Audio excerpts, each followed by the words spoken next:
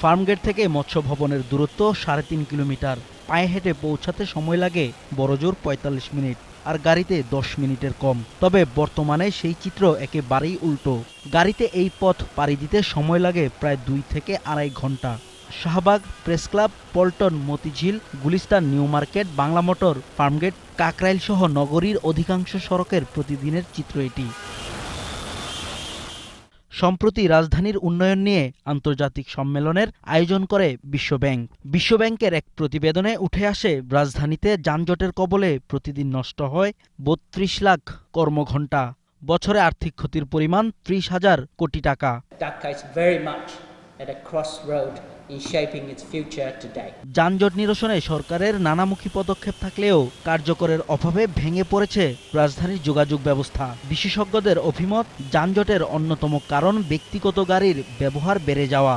গণপরিবহন ব্যবহার বাড়ানোর উপর গুরুত্ব দেন। জনবান্ধব পাবলিক ট্রান্সপোর্ট যদি আমরা করতে পারি, ঢাকা শহরে গাড়ি চলবে, সাথে বাচ্চারা ক্রিকেট খেলবে। ঢাকা সিটি কর্পোরেশন থেকে উত্তর দক্ষিণ যে একটা প্রচেষ্টা চলছে বাসের সংখ্যা বৃদ্ধি করার জন্য, সুন্দর সুন্দর বাস নামানোর জন্য, তাহলে ওই যে ছোট গাড়িগুলো এমনি বিলুপ্ত হবে। সেই সাথে রাজধানীকে বিকেন্দ্রীকরণের পাশাপাশি রেলপথ ও নৌপথ আরও গতিশীল করার পরামর্শ দেন এই নগর পরিকল্পনাবিদ। ঢাকাকে ডিসেন্ট্রালাইজেশনের মাধ্যমে সারা বাংলাদেশকে নিয়ে পরিকল্পনা করেন, যাতে মানুষ ঢাকা আসার পরিবর্তে ঢাকার বাইরে ঢাকা থেকে যাওয়ার জন্য উদ্গ্রীব হয়।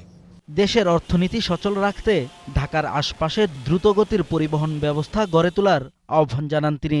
যাতায়াত ব্যবস্থার উন্নয়নের সাথে সাথেই আমরা এই জায়গায় পৌঁছাতে পারব। রাসেল খান, 21 টেলিভিশন, ঢাকা।